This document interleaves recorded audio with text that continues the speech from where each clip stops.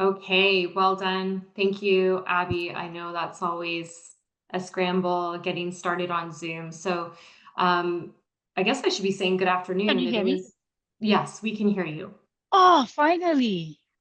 Everyone can hear you, Oh Abby, my because God. the recording has started. I think, has the practice session ended and the recording started? Um, yes, I started I can, oh my God.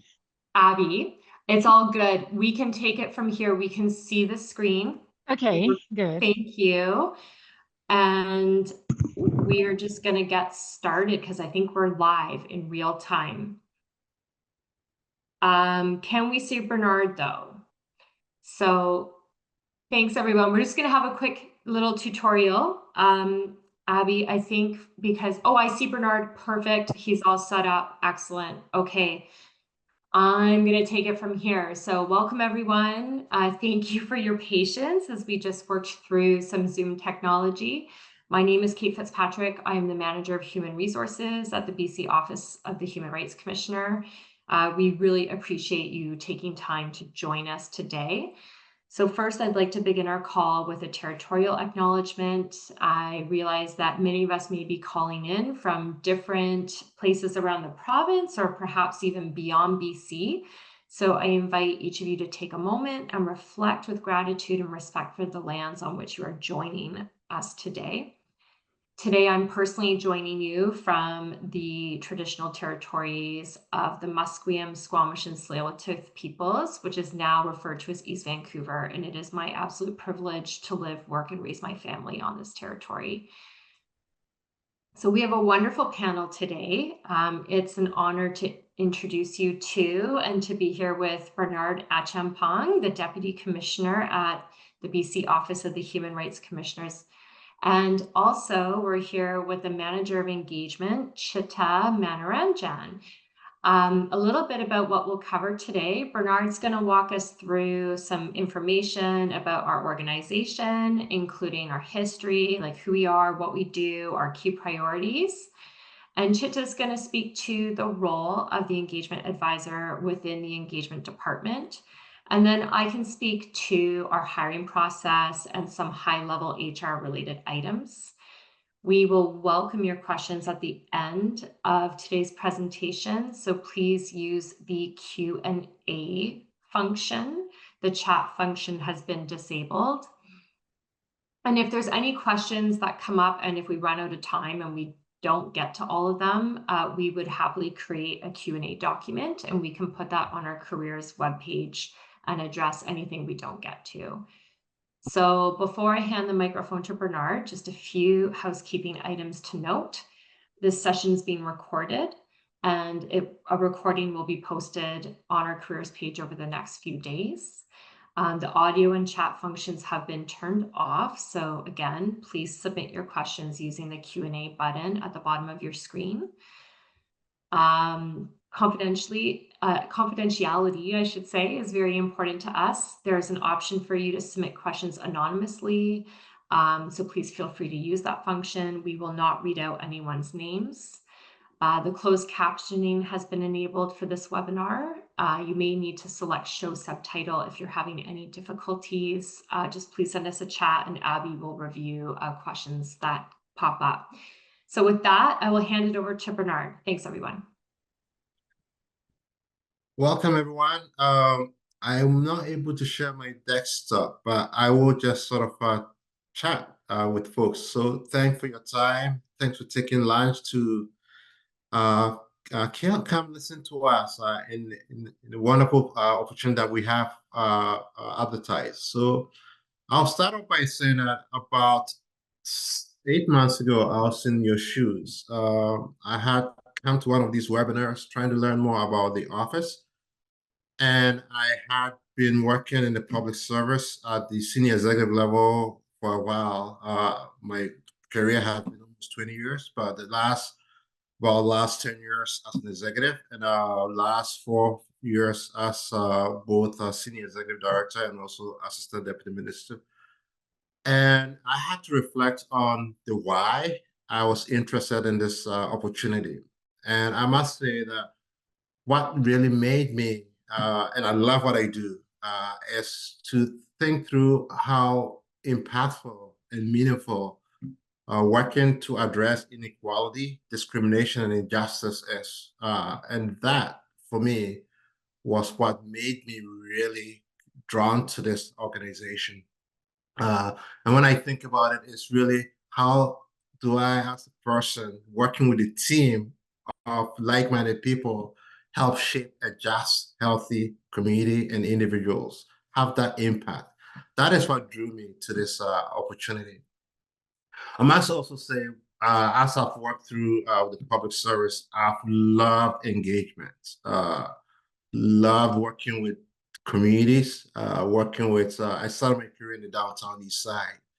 And if I was to list the types of work that I've really been drawn to, it's engagement across the province. Different partners, different communities, different organizations, just having the ability to really engage and work with different folks on different social opportunities and social problems.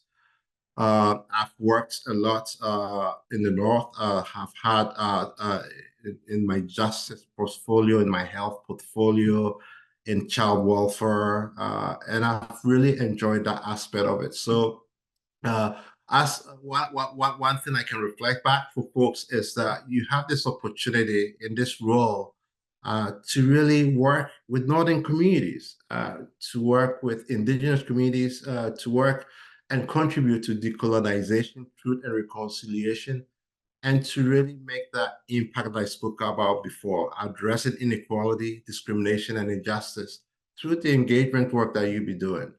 And really also have a wonderful team to work with, an engaged team here at the office. So those are some of my personal reflections, and I thought I'll share that just as a starting point. The other sort of reflection point is towards the office. And I think one of the things that I really want to express is that this is a unique office. We are one of the 9 independent offices. We are independent, and that makes it unique. In report with the commissioner reporting to the Legislative Assembly. We do have a systemic mandate, so we look at issues on a system basis in the work that we do. And we also have a scope of international human rights. So that all those things make us unique. In terms of our work and how we address our priorities, we use education and engagement, engagement being key. We use research and policy reform. We work towards that. And also we do inquiries and interventions. And one of the biggest pieces is just creating that awareness, raising awareness through public communication. So all those are tools that we use to look at addressing inequality, discrimination, and injustice in the province. If I could sort of help you visualize the team, as an organization, we have the commissioner, Kasari Govender. I report to Kasari, and I'm the deputy commissioner, or serve as the deputy commissioner. There are 5 teams. We have a communications and operations team. We have a research and policy team. We have a corporate services team that is newly formed to support all the other teams. We have a legal team. And of course, we have the education and engagement team, which this position will be part of. If I was also to sort of visualize this or express a visual representation of the engagement and education team, I'll say that it's broken into the education side of things and then the engagement side of things. Now, Cheetah will talk a little bit about his manager for that engagement side of things, and each of those teams within the department have 4 advisors. So they are the engagement advisors, and then they are the education advisors. So Cheetah, I'll turn it over to Cheetah to speak a little bit about the team, what the team looks like, and to also describe a little bit about the work. So passing on to you, Cheetah. Thanks so much, Bernard. It's funny to me or not funny, it's appreciate kind of reflecting on you being in this experience just a short time ago and being on the other side of this information panel, and now being on this side, being able to share what you've learned and what you know will be useful for folks who are looking to find out more about what we do and what it means to work here as well. So yeah, I appreciate hearing you share some of that. Hi, folks. My name is Chita. I'm the manager of engagement here with the office. I go by he, him pronouns. For some context, I've been here since 2022, so almost 2 years, which feels like quite a while in a new organization. So it's been about 5 years, around for 5 years now. I come from a background professionally, working in community development and doing equity-focused work. So working in issues within, working equity issues in nonprofits, both locally and abroad, internationally, and then having a chance to work at the province, the provincial government, looking specifically at recent initiatives. Before I jumped over here, one of the reasons I'm in this work is coming from my own ancestry and my own background in my families. I come from a Sri Lankan family, and I grew up in a diasporic kind of environment abroad. And so having settled here on unceded territories, such as Squamish, Muslim, and Slavic peoples as well, is really informing a lot of how I show up. One of the things that I'm really energized by in our work at this office is that I'm able to leave some of those experiences that I have personally with some of those professional experiences as well, and learnings that you get as you go through the work. And it gives me the chance to offer kind of ideas that are really tangible, to turn some of those dials on some of those seemingly intangible pieces of work that happens when we think about addressing systemic change and addressing systemic transformation in the province and moving towards change. So that's quite special to me to be able to do that in this space. And of course, as manager of engagement, getting to work with people, and that being really the crux of this role, is that it's about relationships and people and how do we work together on this in this really diverse space that we exist in. So I'm really pleased to be here as a manager of engagement, leading this team of really dynamic engagement advisors, as Bernard mentioned, on our engagement team. A little bit about the team itself. I don't know what's in the slides, so I might just ask to flip slides and see what's there. Cool, let's do that. Let's stay on that one. About the team itself, so as Bernard mentioned, we sit within the Education Engagement Department, and I report to an executive director who reports to Bernard and the commissioner.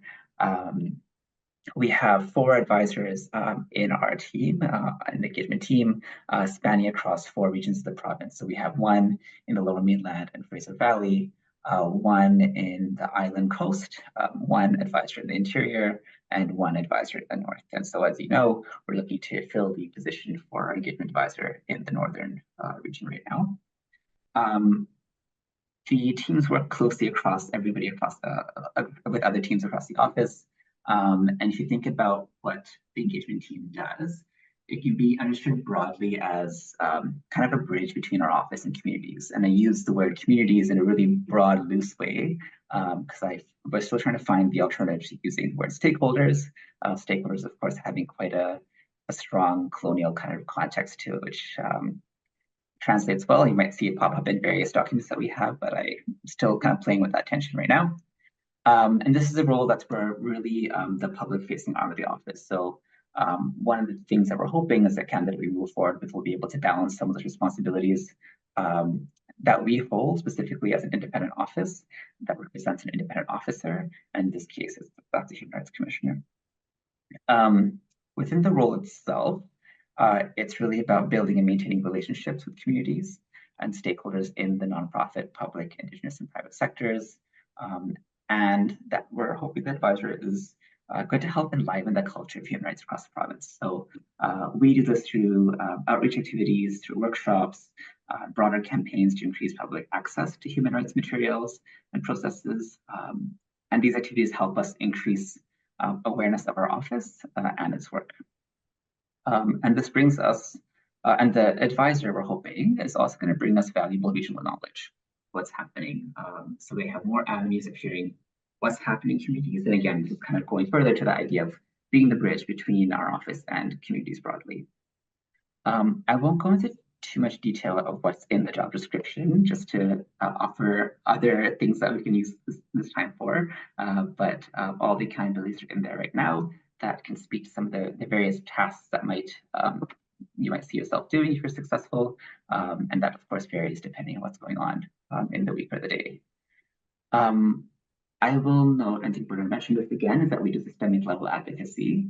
One of the things I want to name that for is because if you're coming from a space of doing community level advocacy, you might notice that this role might feel really different, and that advocacy in this organization, because of the levers accessible to us and our mandate, will look really different from community level advocacy. And that might mean that you won't see the immediate urgent change that you're used to seeing in community work, but it still happens, just in a different way. So just something to kind of be mindful of as you go through the process and set up expectations of what it could look like. And something to know, again, is our team works really closely across departments. So you'll often see us bringing that engagement knowledge, and the advisor will be able to bring that knowledge to various teams that are leading their projects to be able to inform how they do their work. And as Bernard mentioned, there's various ways we do it, through inquiries and other things. So that's kind of the pieces of work that the advisors are all kind of embedded in, depending on what your portfolio is for the year. I want to speak specifically to the regional specificity of this position. As I mentioned earlier, we have 4 regional advisors, and we're asking for this position that the candidate is coming forward with experience working in Northern BC that includes rural and remote regions, and that the candidate will be located in the north. One of the things that we know is that each region in BC has their own unique approaches and realities that can't be fully reflected with having staff just based out of one region. In this case, we have a lot of staff based on the South Coast, Vancouver, Victoria, myself included. And so having that regional representation is really important to us. We know that the experience in the north can be different from what's experienced in other places. And again, this is really a part of being able to have that representation happen for us. From experience in our 5 years of existence, I want to say having staff in the north has really supported our office in doing better work in the region in BC. We've had a few projects happen in the north so far. One of these is our baseline project, which I can try to drop a link into the chat if I can in a moment. But baseline project included a multi-year community engaged research process that we worked with the research team on to develop community briefs on human rights. So we had 2 community briefs get published last month, I believe, one for Terrace and one for Chetwynd, and we have more work coming out of that represents some work in the north in the next month or 2. And the other big piece of work that happened in the north is our Hate to Hope campaign, and this was with leadership from our engagement team.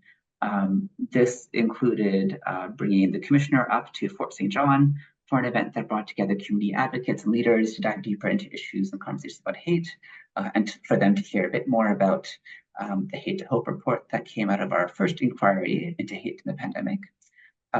This campaign also resulted in a community engaged process to design a mural that, I'm sorry, the screen just changed, distracted me, to design a mural on in community in Fort St. John on the theme of Hate to Hope, and showing kind of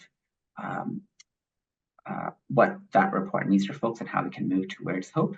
And then we used the images of the murals to create an immersive exhibit that we're up again in the north for just last month. And so all these kind of pieces has led to us being in the north for expanded periods of time. And it's really important to us, I think, that we continue building on those relationships that we have so far. I know there's some folks on the call right now who had a chance to meet from a few times being up in the Peace region. So it's great to kind of see you and have you in this ethos, in the sphere with us. And we're hoping that the advisor we bring in will be able to build on the relationships we've built so far and move us into more as well. I'll wrap up in a moment, but just to share kind of what we're hoping the candidate brings. So please just read through the requirements again and the skills and abilities, skills and abilities section that's in the job description. We hope the candidate will be working from the north and has experience, of course, working with diverse communities and stakeholders, that they're able to embody engagement practice and have a strong human rights approach through the skills and experiences and knowledge. They're able to manage relationships, again, bring that nuanced understanding understanding and skills in prioritizing and managing stakeholders, weaving into the regional context of what exists, strong communication, record keeping, and this also, as much as it applies to external, it also implies internally to working within our office and our peers as well. We also want to kind of encourage folks' lived experience. So since we are representing a public office, we want to ensure that our work is really aligned as well, and that we encourage applicants with Indigenous, Black, racialized backgrounds to, or diverse gender expressions to also apply this position. I'm going to stop there because I'm sure I covered quite a bit of pieces there, but please do feel free to drop in questions into the chat so we can speak more specifically to what you might be wondering about. I know we've got a couple of questions already, so I'll have some time at the end to speak to that. But for now, I will wrap up and pass it to you, Kate, to speak more on the HR processes of it. Thank you, Chitta. Thank you, Bernard. That was a wonderful overview. I hope each of you are feeling like you have a better understanding of the role and the organization. I'll speak to some high-level human resource related items. So just some information on what we offer as an organization for employees. This position is excluded from the union. And in fact, because we are an independent office of the Legislative Assembly, all of our positions are excluded from the union. This is a permanent full-time position that includes full benefits, vacation, extended health and dental, as well as a defined pension plan. In addition, the successful candidate would have access to professional development opportunities. We do have specialized counseling services and a 24-hour, 7-day-a-week employee family assistance services program, and that provides a range of support services for our employees and household members. That includes legal, financial, mental health counseling services. We have a very big commitment to professional development, whether that's on the job learning or more formal learning. We do participate in the Pacific Leader Scholarship Program, which provides funding for employees seeking post-secondary education, including postgraduate degree work. We also have many internal learning and development opportunities with funding available for our employees to pursue their own individual learning and development goals. And as Bernard and Chitta have kind of already covered, we think a huge benefit is the meaningful work, the opportunity to work with the Commissioner's Office and contribute to systemic change in the province. I know we each find that particularly rewarding in our day-to-day roles. Opportunity to collaborate with a dedicated and talented group of people. It's a fun group. We are distributed across the province and we've kind of mastered hybrid work. And I would say there's lots of opportunities to learn from one another and collaborate with one another. While Chitta mentioned, we are no longer quite the startup that we were 5 years ago, we are still fairly a new organization. So there's opportunity to provide leadership and, input and help shape, the next 5 years of our strategic plan and the work of the engagement team and help us as an organization create positive change in BC. So just a little bit about the hiring process. So the job, as you know, that has a closing date of June 24th. This posting is a great reference tool as you put together your applications if you haven't applied already. If you are invited for an interview, I encourage you just to use that posting as your reference material because it really does provide an overview of the position, the work that it will do, as well as the specific qualification requirements. So the first stage of our evaluation process would be application screening. So these are human beings reviewing applications. We do not have an automated machine that's doing any kind of keyword search. So with that in mind, we really ask that you clearly show how, when, and where you meet the specific qualifications outlined in the job posting. And tell us how you meet those requirements. So just provide enough information for us to be able to see that you have the experience that we're looking for. So candidates who meet all education qualifications in the job profile and experience qualifications will be considered for the next stage of our evaluation process. And as Chitta mentioned, we are very much committed to inclusive, equitable, and diverse hiring. We do have preferential criteria listed in our job postings, so please review those. And if you meet any of the preferential criteria, please tell us how. It's common for applicants to use their cover letter to include a personal statement. We welcome you to share as much as you feel comfortable with sharing. So we've been asked, is there a page limit for applications? Well, technically, no. We do get a lot of applications. So with that in mind, we do ask that you try and address your education and experience requirements and just be concise and be specific.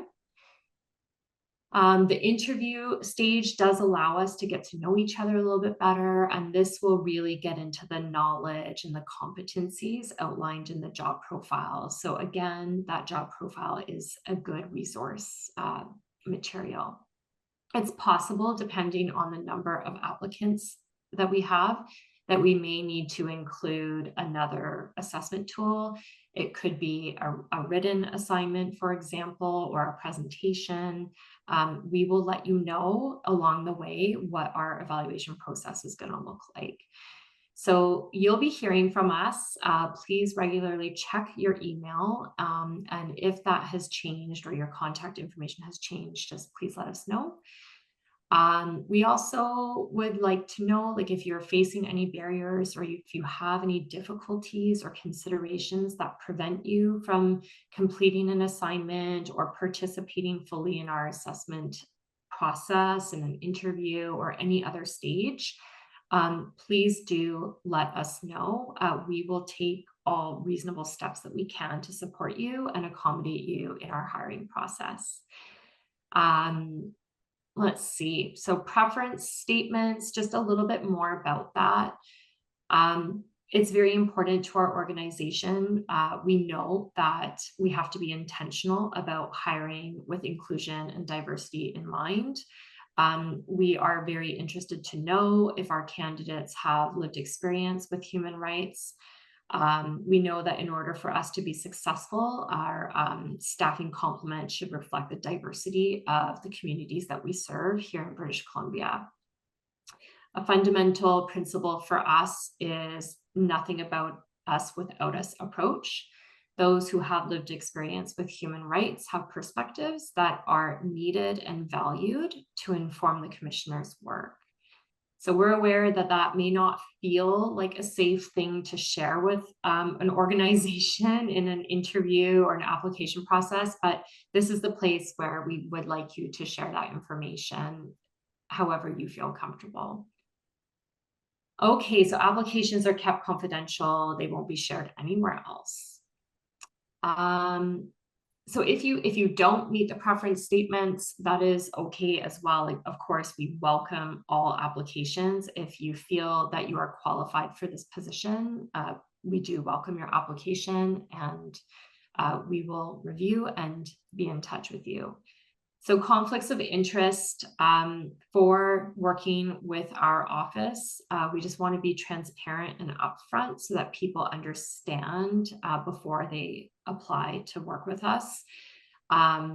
We know that many people are drawn to our organization because of their experience in social justice work, as well as advancing diversity, whether that's in the private or public or not-for-profit sector.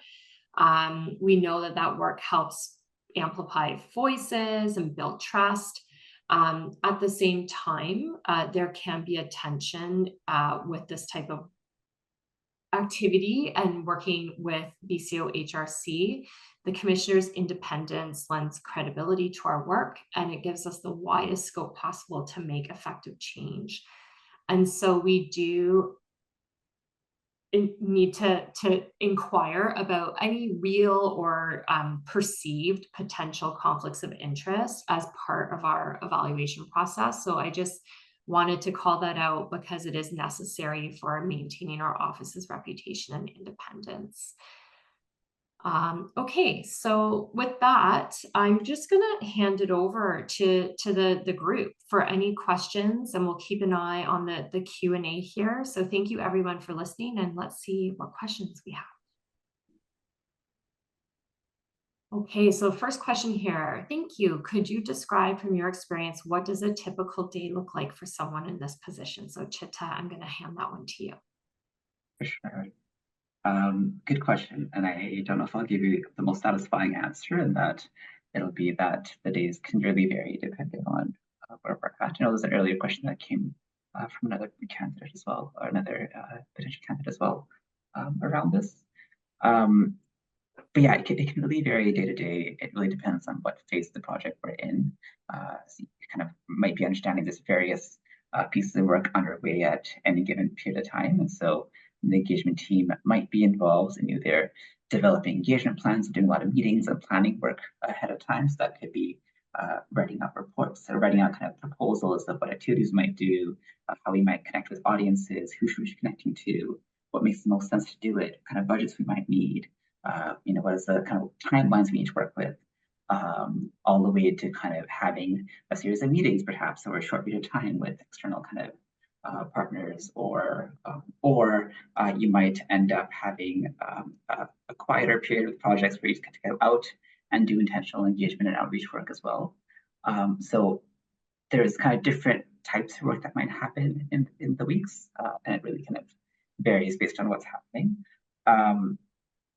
I think you'll notice in the posting, we kind of talk about wanting to be kind of process oriented and relationship oriented as well. There's another question we got, so I want to speak to that perhaps in relation to what does the day-to-day look like.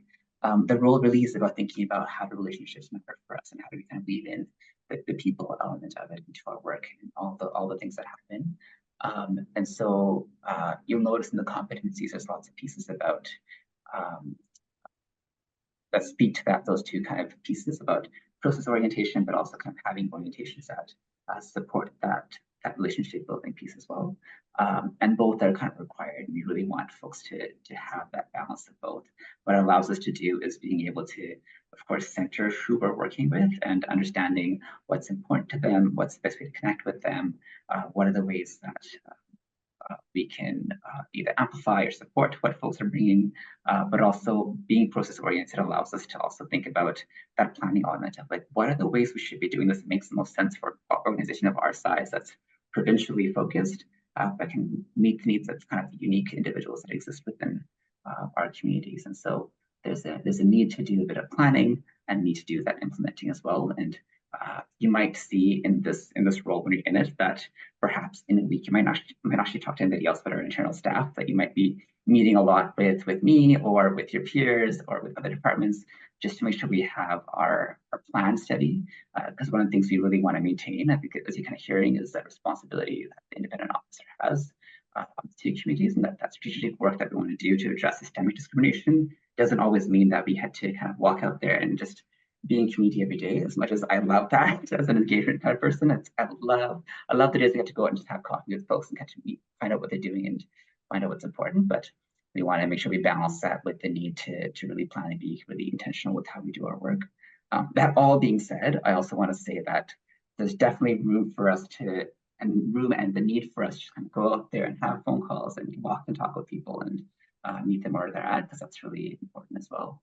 But that's my really roundabout way of answering that. Day-to-day can look really different, but it's going to be a bit of a balance of planning and process planning, and then a little bit about just going out there and doing what activities we kind of decide to do together as an office. Thank you, Chitta. Okay, thank you so much. Will this presentation be emailed to us? I have to run to class. Unfortunately, no, we won't be emailing this presentation. However, this session is being recorded, and we will put a link to the recording on our careers webpage. So if you need to refer back to it, you can find it on the careers webpage. And I also believe the baseline project and some of our other work, you can access that through our organization's website as well if you're interested. Okay, next question. When you mention the North region, what is the scope of the region and what are the realities of travel for this position? Chitta, do you want to cover that one? Sure. Yeah. I know the North is a bit of a vague term to use. I know that Prince George has sort of been used as a marker, kind of as the midway point up. To be transparent, sometimes our advisors will kind of negotiate the boundaries of where the interior meets the North to figure out what that is. As far as travel opportunities, absolutely. We do have a budget to make sure our staff are able to be in communities and speak to folks as we need to. And so there's, travel is going to be part of the role as needed. Thank you. Okay, so I see a next question here around, are there any kind of resources available for folks who will have to move to Northern BC for the position? So really great question. Thank you for answering that. So as Chitta has communicated, it is very important for this role to be located in Northern BC.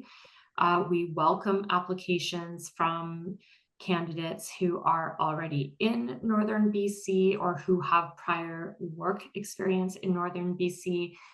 If you happen to not be located in Northern BC or outside of the province, but you meet the qualifications for this role, we welcome your application, and relocation assistance will be considered on a case-by-case basis further down the path in our recruitment process. So I hope that answers your question. Okay, so I answered a question in writing just around, will applicants receive an email confirmation that their application has been received? And I can just confirm that while we would love to do that, unfortunately, no. We do not have an automated applicant tracking system in place. And sometimes we get hundreds of applications per posting. And because of that volume, we're unable to send a confirmation email manually to each and every one. That being said, candidates will be contacted who are selected and meet the requirements for the next phase of our hiring process, and we will communicate if a candidate is screened out at any particular stage. So please keep an eye on that email box. And if you're concerned about it, you can email our human rights recruitment inbox. Okay, so next question, just curious about explaining our individuality under the circumstances where the BC Human Rights does not officially acknowledge it as a protected category. Is that encouraged to be disclosed? If I'm understanding this question, we want to make sure that our candidates only share what is comfortable with them to share. We just really want to communicate our commitment as an organization to inclusive and equitable and diverse hiring.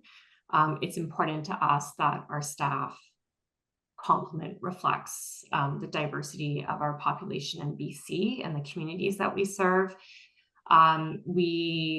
We want to know about you with whatever you're comfortable sharing. So protected categories as per the Human Rights Code. Yes, we want to make sure that if you identify in one of those protected groups, if you'd like to share that with us in your application or at any point during our evaluation process, we welcome you to do so.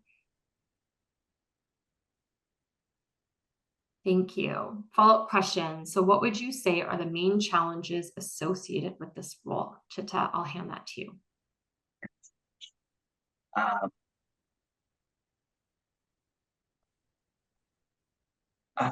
Yeah, it's a tough one. I think it's going to depend. It's going to depend on who you are and how you come into the role.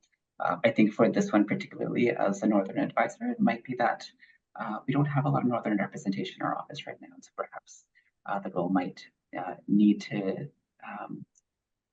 bring bring a lot of that experience to our kind of complement. That being said, we have a lot of folks who have worked in the north as well, so I don't want to make it seem like this is the one staff list to hold it down for the rest of the province. But I know that yeah, things are different in the north, and sometimes that means we be a bit more flexible and adaptive. And it's one of the areas where I think, as any provincial organization is, that we kind of grow into and are doing some good work in. And like I said, we've done some really good work the last 2 years that I'm really proud of our team kind of contributing to and growing into as well. So it can be challenging, but I don't think it's an impossible challenge. I feel like we have a really supportive space, and I hope to be supportive in that as well, not just be paying lip service to right now. So I want to be a little bit transparent in that right now. I don't know if there's anyone else with other pieces to add there. Chit, I was just thinking, and this is not necessarily a challenge, but I think maybe being able to maybe reflect on, because I found that the Hate to Hope exhibits were such a success, and the work run across the office in some ways. Maybe it would be good if you are able to describe sort of the experience and of the Hate to Hope exhibits. I think that will give a flavor of the opportunity and also the engagement and some of the few challenges that along the way. Yeah, absolutely. I know I dropped a bit of a link in the chat, so it's a bit of there's a link to the Hate to Hope campaign that we keep referring to, and we keep referring to this particularly because it was a large project that our team took on over the last year. So a little bit of background: it was coming out of the Hate to Hope inquiry that we did in the pandemic.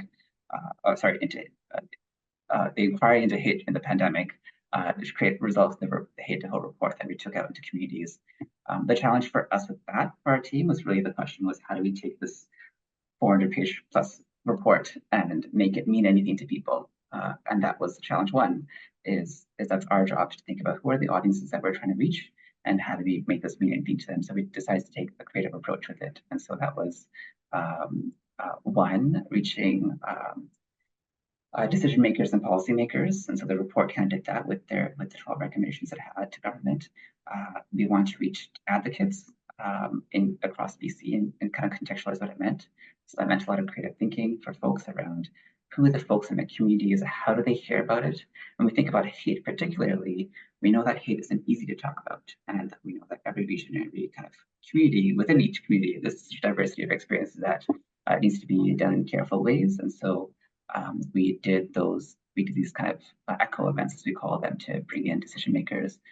We had the art kind of be a big piece of it, because we want to think about how do we reach people who are impacted with this, because again, that's a piece as an audience that we really care about and need to center our work as folks are impacted by issues that we are advocating for. And so we had them get involved at each community to help design the artwork. And then we had this exhibit that we took across the road, which was admittedly a really ambitious creative process. I've never led an art exhibit across the province before, but the team really stepped into that challenge of understanding what the needs are there, all driven by the purpose, right? Of like, what are we trying to do? We're trying to get this out to community. What are the realities of what this means to do it in communities? It varies. It could be that there are folks who are really really inspired and want to step into it. There are folks who might feel kind of resistant to talking about hate altogether or our office altogether. And what are the kind of the ways that, as advisors with the regional knowledge, be able to inform our office in terms of what the best way to do that is. And so you'll see, if we get a chance to talk, some more happy to kind of share the various ways we did that. And that meant kind of holding events in small scales, holding events in big scales, having people either be actively invited, having a reception event just to make sure folks feel special and come in to bring them in, or just having a passive event because people just really wanted to line up at the door and walk right in. So these are, again, just the ways that I'm hoping the value the advisors provide is that context and knowledge that we don't necessarily have otherwise. And in an office that's so multifaceted in the talents that they have, this is a piece that our team can offer, and I'm hoping the candidates able to offer as well. Thanks, Chita. Okay, so we have a couple more questions in here. So first, given that the North is a large area with long distances between communities, how do you ensure that a healthy work-life balance is possible for excluded staff? What is the expectation when overtime is required due to travel? So I can definitely speak to this, but I think, Chitta, just because your team, this occurrence happens, maybe you can speak to like how it works on your team, and then if I need to, I can chime in after. Sure. I know there's policies in place that I'm not going to name properly off the bat, but I we can do cover have, that. yeah, I can cover that. As a team, I work in a trust-based kind of environment, and so I'm more than just like I want to make space for us to have life happen. When travel happens, understandably, we're on the road for a very long amount of time, and that overtime happens.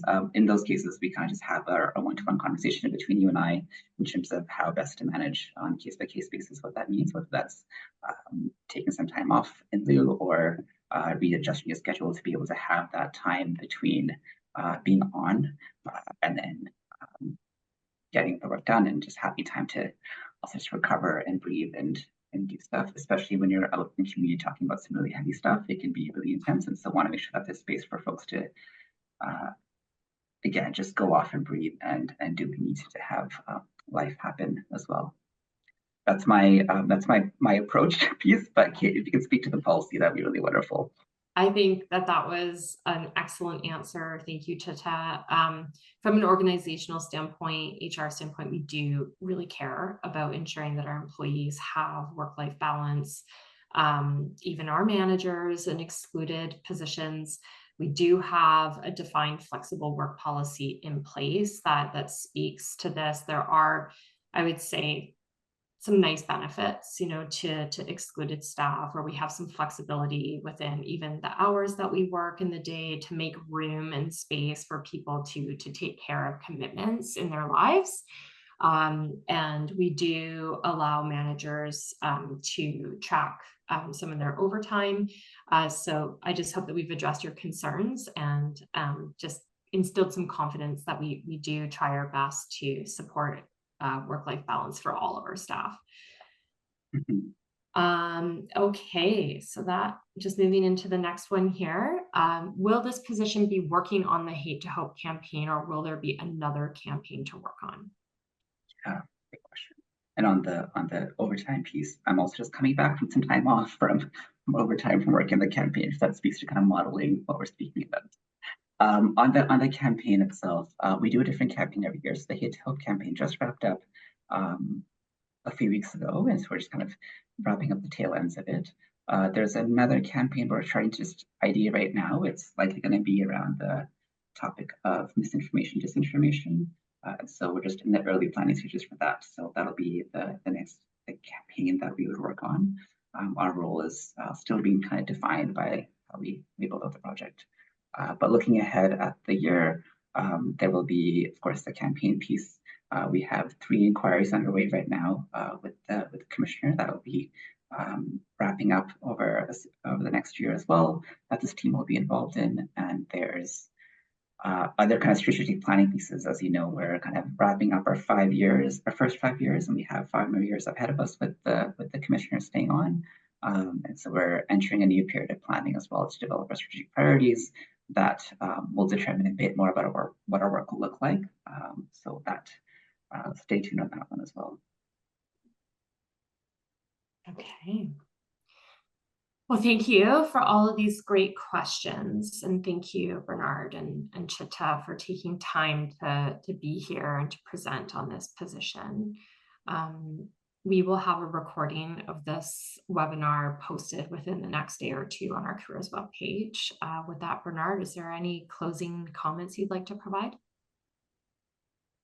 We'll give you 10 minutes as a gift. Really appreciate you and your time for all of you, and also Chitta, Kate, Abby. Thanks to all of you. Now go have lunch. Deal. Thanks so much, folks.